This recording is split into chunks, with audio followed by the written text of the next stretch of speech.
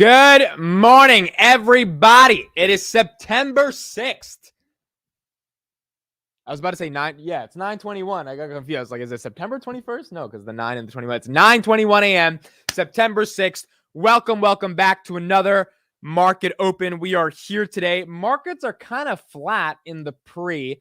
Don't really have anything too exciting going on, even though we do have some interesting headlines that we got to get into today. But the market is going to be open in just under 9 minutes. Ladies and gentlemen, thank you all for being here. Main headlines today. Number one, C3 AI. I believe I will be able to live stream their earnings around 4 p.m. if I get home in time from the place I have to go. But they will be reporting earnings today. I don't expect there to be a massive move in the stock because they already reduced guidance. So in the context of them being a Palantir competitor and how much it'll affect Palantir, last time they went from like 43 to 30. So it was a pretty precipitous decline. I believe that was in May when they had their earnings last, or maybe June. So I don't think their numbers are going to be hit too badly because they already revised guidance. So if they don't meet their revised guidance, that would just be really bad. And the whole company, I mean, the stock would just not do well. I don't know if it'll have many implications on Palantir and some of the other AI stocks, but it will be interesting to see kind of how their consumption-based model is being priced in this macro economy and how they think the demand for AI is continuing. Thomas Siebel, CEO of C3 AI, not the most interesting guy, or he is a very interesting guy. So not the most, I guess you could argue, eloquent guy in terms of how he speaks about AI. So his thoughts will be interesting in terms of what he has to say. Obviously not a carp-like figure.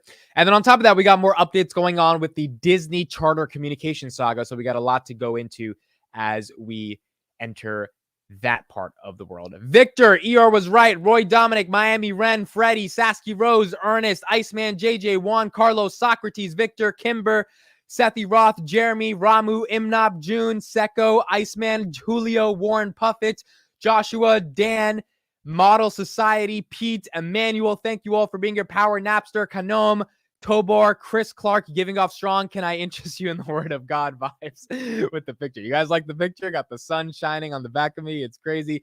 AMC does a 40 million share offering. Okay, we will talk about that. I didn't know that. Practical investing. Tesla, Palantir, Monty, Brian C, Stein, Sound, Michael, Net, Morrow, Ardashir, Test Cap, Auntie, Michael James, Peter, Ty Gordon. Thank you all for being here today.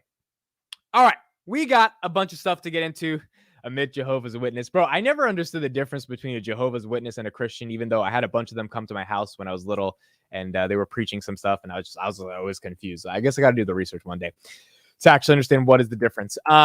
But yeah, I just went outside and I was like, you know what, let me take a nice photo. Hopefully this looks cool. All right, so we got a lot to get into and a lot to discuss. First thing I want to do is open up some of these charts and kind of see what's going on here. Again, it's a reddish market. If you looked at futures last night, and if you follow me on Twitter, every day I post what the futures look like. Futures were pretty bloody, and we were transitioning from a neutral-based fear and greed index to greed. Remember, we were at extreme greed back in July 31st when we hit the top out on 89 out of 100. Now we're at a 57 out of 100, and we're back into the greed territory. We were at a 44 a week ago, and that's when we were at neutral, heading into fear. And I thought, we might get into fear, but apparently people wanted to buy too many stocks, and we got into greed. Palantir 1516 down a little bit in the pre-markets. Airbnb down a little bit. It was up yesterday from the S&P 500 inclusion, so that S&P 500 has given it about an 8% raise, and it's maintained that level. Disney at 81. There are some new updates on the Disney Charter Communications battle that's going on that we'll talk about in a little bit, but ultimately no one's budging. And I found out it's $2 billion of revenue a year, I believe, that Disney is missing out on if they don't do this deal with Charter Communications. A lot of people still don't have access to Disney programming on their homes if you have a basic cable cable communication, right? If you haven't cut the cords yet. And so it's pretty bad for what's going on with Disney and for a lot of people that don't have ESPN and all that stuff that has been canceled. There will be a solution soon, you would argue, but the question will be at what cost. So PayPal 63.45, Robinhood $10.75. Robinhood is now trading about 20 cents below where they bought the 55 million shares from the DOJ on Friday. So a nice little haircut on Robinhood, even though they reduced the float by 7%.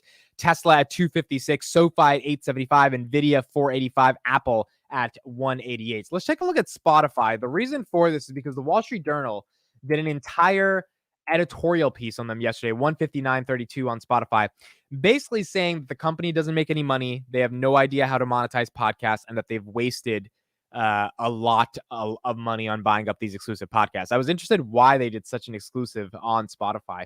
And yeah, I really couldn't find the answer for why they did it, but it's like a 9-minute story of them just talking about how the podcast market for Spotify has failed. Spotify's argument is that if they have more user growth, investors should give them the benefit of the doubt. Again, the only problem is that if the users are coming from Africa and, parts of South Korea and all these different low ARPU nations, at what point does the user growth not turn into profitability when all your revenue is going back to the record label, 70% of it, and the revenue you're getting isn't even something you can split because you're not getting $10 a month, you're getting $2 a month from people in India.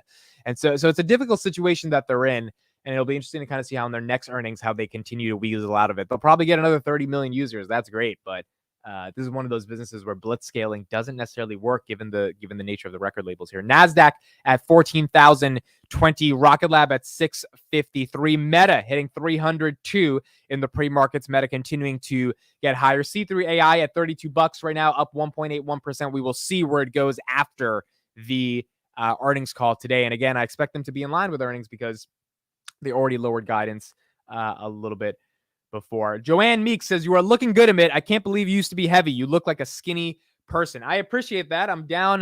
By the way, guys, I checked my weight this morning. 153.4. If those are following, I was 154.2 yesterday. And I was 178 in July. So obviously we've come down a bit. The goal is 140, and we're going to get to that 140. But it's important not to think of the day-to-day when it comes to weight. Weekly is what I like to track, right? Because if I can maintain 153 by the week, I was 155 to start, then I'm actually down 2 pounds versus there can be water weight fluctuations during the day-to-day, and that stuff can basically not matter. So by the end of the week, we'll officially know if I'm 153. Morning, Amit, do you think this month there will be a decent pullback? I kind of think we're headed to 420 on the S&P in that 10% correction. Remember, I think the $5.5 trillion that are stuck in money market funds, that's only getting bigger and bigger. I mean, a couple of weeks ago, they added $14 billion to that money market total market. Is unless there's a catalyst, right? Unless there's a real catalyst, which means stocks fall. I don't know if that 5.5 trillion chases a market that's trading at 19 times 2024 earnings. It's hard for me to believe that. And so, to be honest, if we get a bad CPI and we just have to rip the Band-Aid off, let's rip the Band-Aid. Let's get it off. The people that keep saying September is going to be a bad month, the problem is they're not looking to historical numbers. September is only a bad month unless the S&P is up double digits going into the month of August, and if the last 10 days of August ends up about 2%, which is where exactly we were. Fundstrat did a lot of analysis that was the exact scenario that has happened 7 times in history since 1905. Guess what? We're the 8th time. And so if history has any resemblance, September should be an up month, about 2 to 3%. It shouldn't be bad. So in my opinion, everyone calling for a recession in September, it's going to be a bad month. I don't know if that's the case. Maybe October is a little worse and we get to that 420 on the S&P, and then we can rebound going into November, December. But the caveat, if CPI, which is going to be reported in 7 days on September 13th, is amazing and we pause, and then in the November 1st meeting, we pause again, we're going to have a rally. It's going to be great. The market's like, all right, now we're going to bake in rate cuts. If we raise again, which a lot of people think there's a slight shot, especially Waller yesterday, he sounded, not really dovish, but not really hawkish. He just sounded kind of, we might need to raise again. And he's not opposed to raising again at all. Then it might take a lot longer for us to be able to get back to all-time highs on the S&P 500. All right, September 6th, 2023 at 9:30 a.m. Thank you all for spending your morning with me. I appreciate it. It means the absolute world. The stock market in the United States of America is once again open.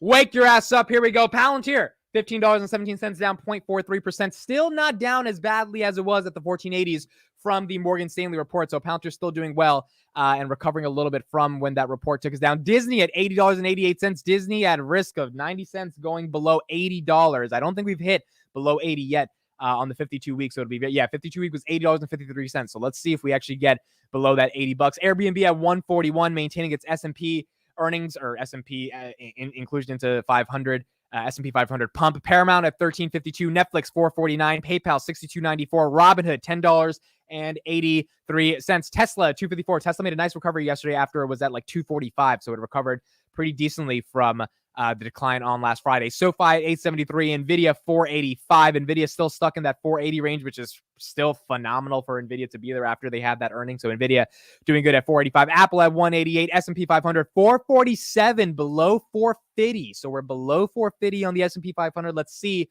if that takes us. Remember, 438 was the low. If we head back to 438, that means that little pump we saw over the last week, that was just, I guess, a dead cat bounce, essentially. And we're going back maybe a little bit lower until we get some CPI data. The Bitcoin stocks are up. Riot, Mara, Coinbase, CleanSpark, all of these are up just a little bit, 2% or 1% on the day. Where is BTC? BTC, Bitcoin, I'm going to guess 26.4. Just throwing that out there. Why isn't it popping up? Bitcoin, let me do this. BTC... 26.4, 25.6. Okay, so I was definitely off on that. 25.6. I probably should have said 25. It was 25 yesterday. 25,698 on Bitcoin. So we have not been able to break that kind of 25-ish level towards the upside yet on Bitcoin. Affirm had a really good earnings. They were up 20%, $21.99. NASDAQ opens down 10 points below 13,993. Amazon, 136. Google at 136. Regional Banking Fund down just a little bit, 0.29% at $44. This is KRE. Enphase at 126. GameStop 1912. AMC, I guess someone in the chat said the reason they're down 16%. Look, if anyone owns AMC, I mean, I really got to ask you why. 40 million share offering after a reverse split. That's tough, man. As a shareholder of any company, to do a reverse split and to do a share offering in dilution, it's very tough. And look, Barbie and Oppenheimer were cool, but they didn't save AMC. I mean, they got me to go to an AMC for the first time in like 5 years, right? So like, yeah, you got me to go to AMC, and you probably got a lot of people in the chat to go to AMC. But the idea that was going to be enough to, bring AMC to a substantial level, I mean, obviously not. First of all, Oppenheimer sucked. Objectively, it sucked. It was really bad. It was not a good movie. Not a good movie at all. I'm not even going to sugarcoat it. On Twitter, after I watched it, I said it was okay. No, it sucked. It was fucking trash, bro. It was such a bad movie. And then Barbie, I haven't watched it. If Barbie did better than a Christopher Nolan movie, that's how you know the Christopher Nolan movie sucks. It's not about marketing. It's about how badly it sucks. And so, movies weren't enough to get AMC to come to a next level, and they're now doing share dilution. So if you own this stock, I really hope you have a good reason to have some logic to owning it. Foot Locker at $19, AMD 110, Super Micro Computers 277, C3 AI again at 31.93, and Snowflake at 158. We still have not heard a lot on Snowflake's generative AI application in terms of the partnership they have with NVIDIA. I'm looking forward to hearing what type of product they end up coming up with. So that product is not in the market yet. And again, C3 AI might give us some clarity on what they're doing today. TFC down 1.3%. The regionals will fall if the macro falls. The regionals got a little healthier over the past week, but as you can see, the regionals are falling once again. If the macro falls, the regionals fall. It's kind of just how it goes. So we'll see how badly the macro gets for some of these regionals. Uber at 46.36. Uber still stuck in the $46 range. Celsius hit $200 yesterday. Look at that, $199. Chris may have a point when he's talking about these franchise. Sometimes these food stocks, if they're a viral product with a consumer, maybe they just grow. I mean, at least in their life cycle. Remember, for those that don't remember, the stock was $4 in 2020. I mean, in 2020, if we all could have gotten our head out of the ass and we were just like, man, in 3 years, this pandemic's going to be over and people are going to need energy. We had all just figured that out. Like, right here. What is this time? Look at this. It was 77 cents when I was in my last year of college. Look at this, January 2019. Right here, 77 cents. Instead of hooking up with girls, if I was just like, man, maybe the world needs some more fucking energy. Just throw it. And I was making money. I was making like $6,500 a month when I was in college, okay? Because I had my consulting business. It was doing really well. Like, I was making money. I was piling it. Now, a lot of that was paying off my student loans, but I was making money. I could have taken $1,000 a month and dropped it in some 77-cent penny stock called Celsius and see what could have happened. Could have done it. Could have been rich, but alas, that did not happen. Zscaler getting whacked. So a lot of people have been asking me my thoughts on this stock. Quite frankly, Zscaler right now is down 4%. I don't know enough about this company. I think it's in the cybersecurity space. I know it's a SaaS company. I really, truly, I have to do more research before I talk about it because I just don't know a lot about it. I'm going to do a quick Google of their name. Cybersecurity. Okay, so it's a cybersecurity company. I don't own the stock. I don't know much about the cybersecurity world. This is one of those like up my knowledge on, especially in the context of CrowdStrike and Zscaler. I know they're a beloved name by a lot of people that love SaaS, but I personally do not know much about them. So they're down 3%. Let me know if you own the stock at all and what you think about their earnings itself. Let me get to a couple comments that I want to pull up. Click. Back then it was Bang. You're right, Michael. That's when Bang was trending on TikTok. It was such a big drink. I forgot about that. That's true. That is true. Now Celsius is coming higher. Can't trust the MIT on movies. No, man. It wasn't good. Oppenheimer wasn't good. Just wasn't good. Sean File says, OMG, I went to the movies for Barbie for the first time in 5 years and it sucked. Yeah, I didn't watch Barbie, but I know a lot of people actually got out from their couches, went to the movies and watched it. And that was the big thing about this summer. That was the big thing about the summer. But the problem was, it was only 2 movies at the end of the day that allowed that to happen. I want to play one of these clips around AI and get a little bit of a broader understanding. Given C3 AI earnings are today, I want to hear the bull case for why we are not in an AI bubble. And I think C3 AI might either validate that or potentially delegitimize that statement for today. Joining us now is Gene Munster, Deepwater Asset Management Managing Partner.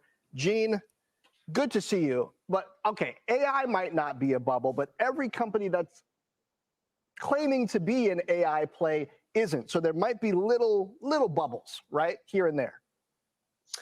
Yeah, I think that's important context, is really separating the substance from the hype when it comes to AI. And I just want to really just quickly hit the focus of that Goldman report. It was extensive, 37 pages. We run similar numbers, and the market is very different today relative to AI versus 23 years ago with .com. The 2 years previous to the .com peak, the NASDAQ was up 110%. The past 2 years, the NASDAQ is down 8%. We are not in an AI bubble. The reason why it's topical is of NVIDIA. That's garnered a lot of the attention, but also every company. At Deepwater, we invest in private companies and public companies. Every is probably a stretch, but most companies that we talk to somehow have AI in their first slide. And so that's what this is all about, is really cutting through the noise. And I would just put this piece out there, is that the unfortunate, not very exciting piece of investing in AI is the big tech companies are really providing value and substance that will ultimately drive greater profits, substance to consumers. And so even though that's not... He's right about that. Let me give a quick example. I don't know if you guys have got this feature on YouTube yet. Let me see if I can pull it up real quick. YouTube now lets you filter your feed via color. They're literally like, are you looking for something new? Oh, look at this. Look at this right here. This is crazy. This is crazy. Look at this. Looking for something new. Create a feed of YouTube videos based on color, blue, red, or green. All right. And then I'm going to click green because like the moolah, baby, money. You know what I'm talking about? And then you're going to get an entire feed that's literally based off AI recommendations for green thumbnails. It's really incredible. It's really interesting. Look at that. All of it is green. And obviously this is because of AI, right? Their ability to be able to do more pattern recognition and recognizing colors. This is a silly feature. I get it. It's not the most world changing, but it does make lives better. It does allow consumers to, see new things. And so a lot of this stuff is going to implicate itself in a lot of different ways. Flashy. It's companies like Meta with what they're doing with tools with developers. It's Google and search. It's companies like Adobe with their creative suite, Apple with their spatial computing. But there's also other levels. There are also other companies that are less focused on by investors that we think will be true AI companies. But beware as an investor, don't just simply invest because companies say they're an AI company. And we've seen it before with metaverse, with crypto and blockchain. Yeah, every couple of years, there's something that everybody feels like they got to put in their first slide. They've got to mention in their earnings presentation as something that they are a good investment for this, but they're not always. And so when you look even through big tech companies, it's great that a lot of them, they caught on with the web and then with cloud and now with AI, but how much is it going to be able to really move their fundamentals given their size? What's the size of company that's likely to have the biggest impact from AI if it's indeed the real deal? So just looking at the largest tech companies, there's a clear beneficiary in my view and clear winner in terms of size and the scope that AI can impact their business, and that's Google. And the reason why Google hasn't had the same bid that other companies like NVIDIA have had and Microsoft at one point is because this transition going from mobile to AI first. And that obviously brings up some bad memories for investors back when the desktop to mobile transition was hand-wringing for them. So we're going through a similar transition here, but this checks all the boxes. Google does when it comes to investing in AI.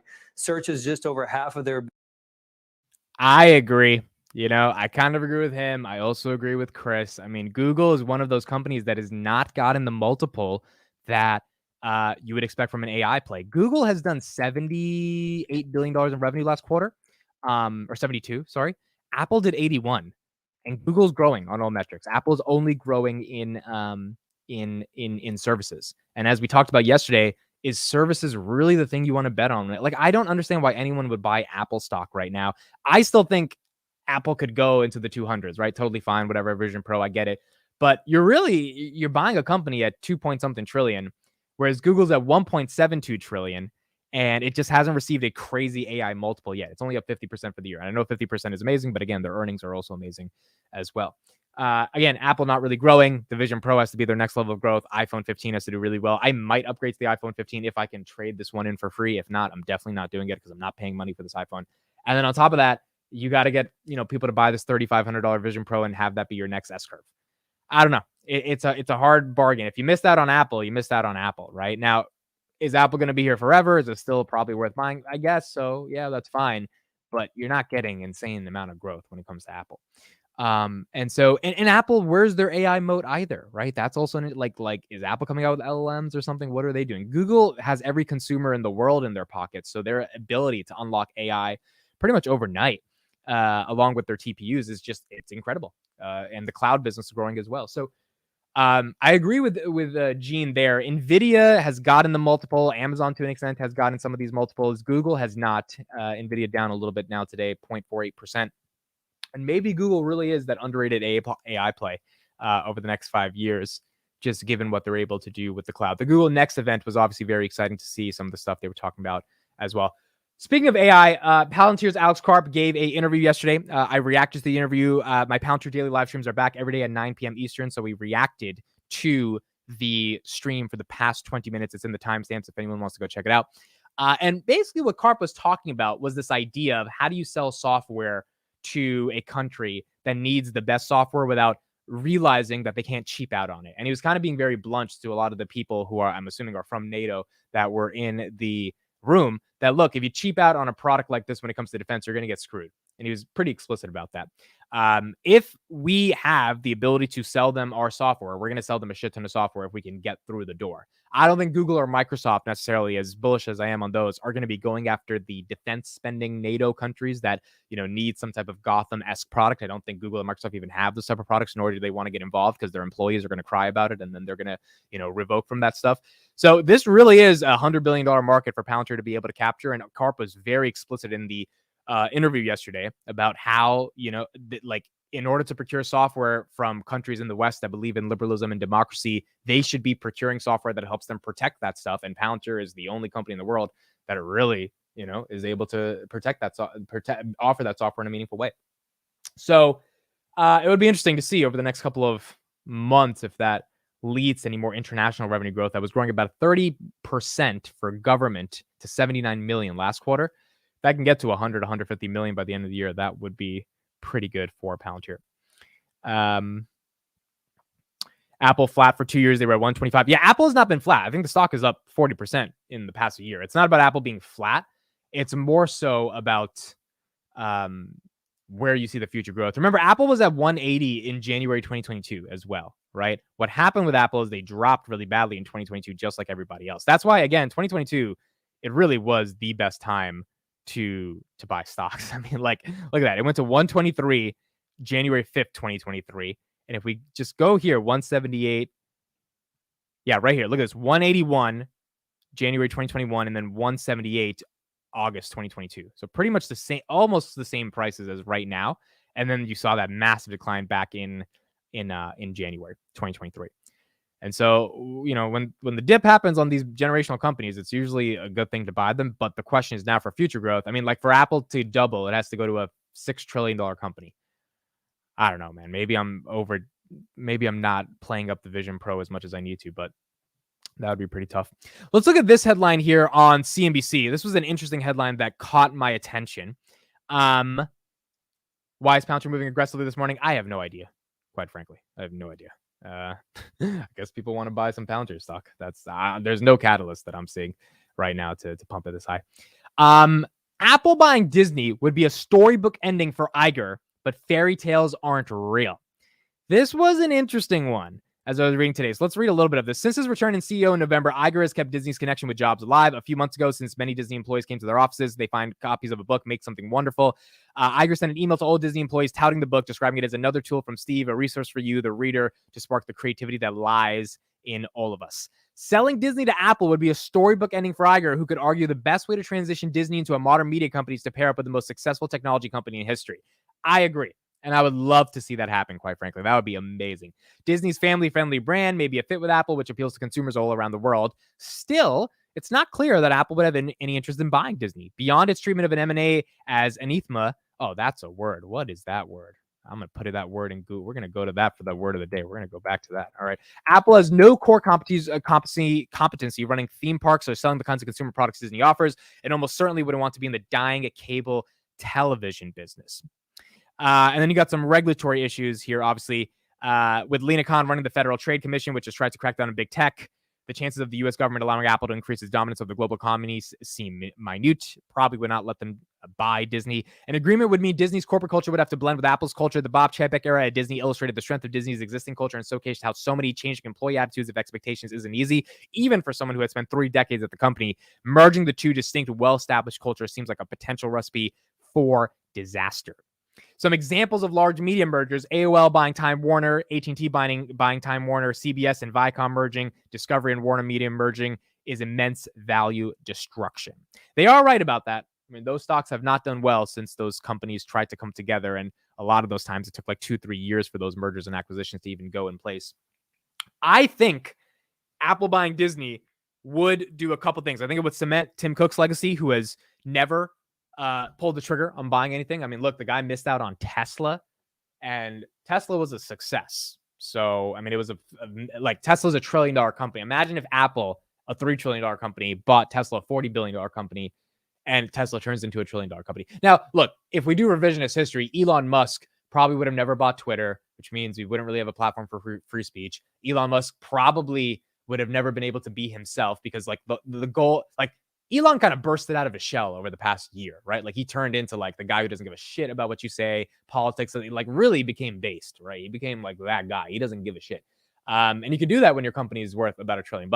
If he was under the control of what's his name, Cook, he would not be cooking up the way he's cooking up right now. I mean, Tim Cook would either fire the crap out of him, right? Because yeah, Elon wouldn't have any control. If Apple owns Tesla, if he says one thing that is politically incorrect, Apple would fire him immediately. They would just get the board of directors to get rid of him. He would have zero control. The reason the board of directors hasn't fired Elon for the past 20 years is because Elon gets results. If the stock goes up, the board of directors get paid, and they have zero incentive to get rid of him and replace him with some suit that's more politically correct because the stock's not going to go up. And at the end of the day, all they care about is their fiduciary commitment to shareholders. So if Tim Cook was running the ship, Elon definitely wouldn't be able to do what Elon was doing, which maybe means Tesla isn't the thing that it could have become. But if we imagine Tesla blossoming into what it is with all of Apple's resources, it would have been just an amazing acquisition. And then on top of that, if he missed out on that, what else has Tim Cook really done from an acquisition side? Disney would be the one chance for him to really cement his legacy, in my opinion, because Tim Cook hasn't really done anything to cement his legacy outside of being Steve Jobs' predecessor. Obviously, the stock has done really well, but what has he truly done that has been transformative for Apple? If you tell me AirPods, then okay, that's fine. The Vision Pro is not going to be the thing he thinks it is, and I know he thinks it's going to be. It's not going to be. Buying Disney, getting all that IP under. I mean, imagine Apple, one of the most loved brands in the world, pairing up with Mickey Mouse, Disney being part of that entire ecosystem. I mean, and Apple Plus would finally be worth paying for. Like the content would be rich. You have access to Hotstar in India. There's all these millions of people that love these Disney shows. Like, I think it would be amazing. I don't think the regulators would allow it, but if they did, I think it would be one of those things where they would have to probably pay 200 billion. Market cap's at 148 billion. Let's assume you pay, 20-30% premium, pay 200 billion. 200 billion is not crazy for Apple to pay. Or they would have to pay it out, in stock and stuff over the next decade. I think it would be a hell of an acquisition. I think it would be pretty exciting. And it would show some more growth for Apple that's struggling with growth, right? Again, outside of services, they're not going. Imagine Apple offered 2 billion people Disney Plus right now. They have 2 billion installs. They're like, hey, you want to get Disney Plus? You get the first 5 months free. When they introduced their savings account with Goldman Sachs, 1 billion deposits they got in 4 days. Like, Apple's distribution on the consumer side is unparalleled to anything we have seen in the history of the planet, because no one has had more people download or have their devices to be able to download different products and services. So I would be bullish on it if it happens. Will it happen? No clue. But I would be bullish if it does happen. Sorry, but I disagree. I make AR and VR applications for a living, and I believe it's the future. Look, it might be. You may be very well right on that. I could be wrong. I just personally believe, this whole metaverse that we're all supposed to be living in, it hasn't happened.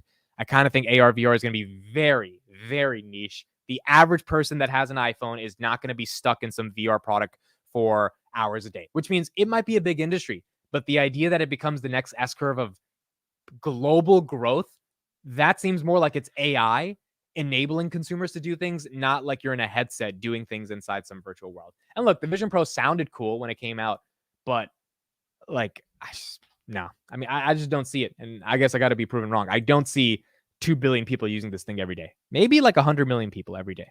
And maybe for niche use cases like gaming or something. Maybe for work, Zoom meetings, whatever. But I think it's going to be hard to imagine it. Speaking of Disney, let's get a little bit of a update on what's been going on with Bob Iger as his return to CEO.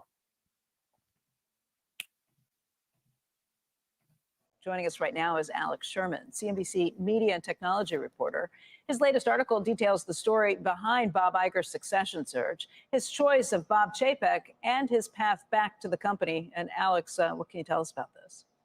Look, I mean, this is a wild story, really. I mean, some of it has been reported, but my piece kind of digs into a lot of details that haven't, between the broken down relationship between Bob Iger and Bob Chapek. And really, Bob Chapek's 2 3/4 year term as CEO can kind of be defined by 2 diverging parallels, depending on who you believe. On the one hand, if you're, for lack of a better word, let's say Team Iger, Bob Chapek was just the wrong person to run Disney, and he made a series of bad decisions, and Bob Iger had instant regret on choosing him as the CEO, and of course, eventually, 2 3/4 years later, he returns as CEO. On the other hand, if you're Team Chapek, this is a story of Bob Iger instantly wanting his job back and working for years behind the scenes to either aggressively undermine him or passive aggressively undermine him, until, lo and behold, he did in fact get his job back. And what my story goes into is sort of how that fear in the back of Bob Chapek's mind, that Bob Iger wanted his job back, that many of the people at the company wanted Bob Iger to get his job back, defined many of the big decisions that he made when he was CEO. Meaning you think he made worse decisions because of the paranoia or reality, depending on which team? And by the way, which team are you on after looking through it? I mean, I'm on both. I'm on everything. I think all of this is true at the same time, to be honest. I think there's no question that some of the decisions that Bob Chapek made were not the right decisions. You look at how he handled Don't Say Gay. I don't know how anyone could say like, oh yeah, he handled that great. But some of the other decisions, say how Disney handled the Scarlett Johansson. For people that don't remember, Scarlett Johansson's movie Black Widow came on Disney Plus and movie theaters at the same time. She sued because she said she wasn't being paid properly, because this all happened at COVID and she was guaranteed an exclusive movie release. What I dig into is that whole incident is sort of a leadership chasm. Bob Iger thinks Bob Chapek should be in charge because he's the CEO. Bob Chapek thinks Bob Iger should be in charge because at that point he was still running something called Creative Endeavors. It's in the initial press release when Iger hands over CEO to Chapek. So neither one of them is sort of running this. And this whole way that Disney addressed it, where they out Scarlett Johansson's salary publicly, and people say this is so very un-Disney. each one of them is kind of pointing the finger at the other, being like, hey, this is your problem. This is your problem. It's a testament of corporate dysfunction. Look, he's right about that. He's absolutely right about that. And that's why, obviously, you know, the stock hasn't performed that well, because investors are just fed up with all the bullshit. They're like, you know, this is ridiculous. Why are we even giving these guys the time of day? And so it'll be very interesting to kind of see how this whole plays out, especially with Disney and its Charter Communications issues that they're having right now at $81 right now. So they bounced from that $80, 90 cent level. And we'll see maybe if Apple ever makes a bid for Disney, which probably won't happen, but I think it would be cool if it does. Palantir is ripping today, right now, 2.53% at $15.60, 40 cents away from the $16 range. Why is it ripping? No clue. I did a video yesterday on the Titan contract. That's a $1.5 billion contract if we're able to get it over the next 5 years. So that will be announced soon. NHS, we should be able to get soon. Also, we have AIP, ladies and gentlemen, in what, September 14th. So we have about 10 days, less than 10 days, and we're going to have AIP in 8 days. A week from now, I'll be live streaming it on the channel. So that will be interesting as well to see what Palantir has to show up in the context of AIP. Last thing I want to report today, U.S. exports data came out. Exports data, I'm reading here from my phone. Exports from the United States, these are the goods we send out to the world, increased by 3.9 billion to 251.7 billion in July of 2023. We expected around 247 billion, so we beat it by 3 billion. And that's a really good thing, because the United States, obviously, the more stuff we export out of the economy, the more, you know, money we get. It's better. We are a net importer of goods because we're so consumer driven and we get all our shit from China. But if we can export, it's not bad at all. Or sorry, we were expecting 250 billion, so we beat it by 1.6 billion, which is still not that bad. So we want to see exports going up. And what we really want to see in the context of inflation going down is not imports going down, but the cost of all those imports going down. And we're getting to see that in raw goods and commodities, especially from China. China imports to the United States were down 23% in July in and of itself. And the prices of that stuff, because it's becoming less costly to create that stuff, obviously because China's economy is going in an interesting direction, it's going to be less costly for us to buy that stuff. That inflation or that deflation we should see in our own goods and services theoretically within the next 2 months. And it's going to be lagging a little bit. So we'll see how the Fed kind of deals with it. But if we can get it to be lower, that's going to be very, very good as well. Mateo, United States earnings call. Yeah, basically attack. We got to attack. All right. Word of the day. We got 2 words of the day. We got that one word from the article that I didn't know about. And you know me, I got to know every single word in the dictionary. So anathema or whatever it was. The definition of this is from the CNBC article. Let me share my screen here, and then we'll do the actual word of the day. How do we say this one? Something or someone that someone vehemently dislikes. Anathema. Anathema. Also, why does Google sound like that, bro? Anathema. They be picking the weirdest voices for this shit, bro. It just sounds weird. That's what I'm saying. So something or someone that one vehemently dislikes. Anathema. Okay, so if you have anathema towards something, you dislike them. Okay, cool. Here's the actual word of the day. This is why. Okay, so this website yesterday was kind of iffy, but here's the real word of the day. I can't make this stuff up. Here we go. Yola Baca flood. Yola Boca flood. Or Yola Boca flood. Yola Baca flood. Bro, I can't make this shit up. This is why this one was a good word of the day. Yesterday was kind of boring. It was like whatever. Yola Baca flood. Okay. An Icelandic tradition in which books are given as Christmas presents and opened on December 24th, after which the evening is spent reading the books. Wow. Talk about specific. It comes from the Icelandic Yola Baca Flolio, meaning literally the Christmas book flood. Yola Baca flood has been a tradition in Iceland since 1944, when the country gained its independence from Denmark during World War II. December 24th is always a special night in Iceland, marked by the enchanting tradition of Yola Baca flood and the shared love for reading. As midnight approached, the quiet hum of pages turning filled the air, creating a peaceful atmosphere during Yola Baca flood. Yola Boca flood. Yola Baca Or flood. Yola Boca flood. This is interesting. I like this one. I don't know. So I usually tell you guys to use it somehow in your day-to-day life. I don't know how you're using the shit in your day-to-day life, but if you find a way, make sure you let me know, because the person you say it is going to look at you like, what the hell is wrong with you? But it's going to be fun. The Palantir competitor report today is C3 AI, and I think I should be able to stream their earnings at 4 p.m., I think. So C3 AI, 4 p.m., their earnings will be coming out. I like this. Can I steal from our podcast? You got it, bro. You got it. Please, more people knowing more vocabulary. I guess the better the better it is for everybody. All right, everyone. That's it for me. Finance Junkies back at 7 p.m. Palantir Daily Streams back at 9 p.m.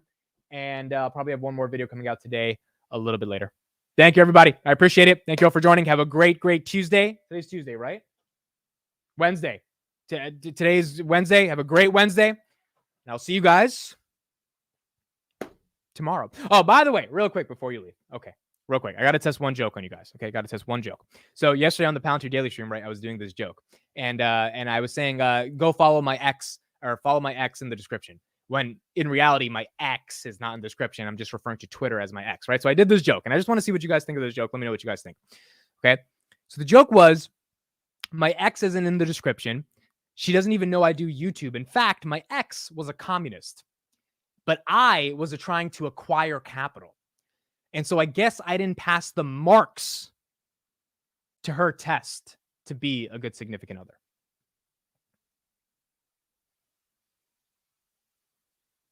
Do you guys get it? I think it was a good joke. I think last night there was 148 people that heard it live. I think it was a decent joke. So it's about marks, right? Passing the marks for the test. Marx, Karl Marx. That was the idea. Anyway, I thought that was a funny joke. And so if you not too good, okay, bad, all right. Guess people didn't like it. Tonight, 9 p.m. Eastern, Palantir Daily Streams. More of those jokes will be getting there. I'll be testing my material on whoever goes. Too complicated. I thought it was a real story. Not good. Horrible joke. Okay, see, this is the raw feedback I need. It wasn't a good joke. You guys have a lot of anathema for my joke. I get it. Understood. I'll see you guys tonight. Palantir Daily live stream, 9 p.m. Bye, everyone. Have a good Wednesday.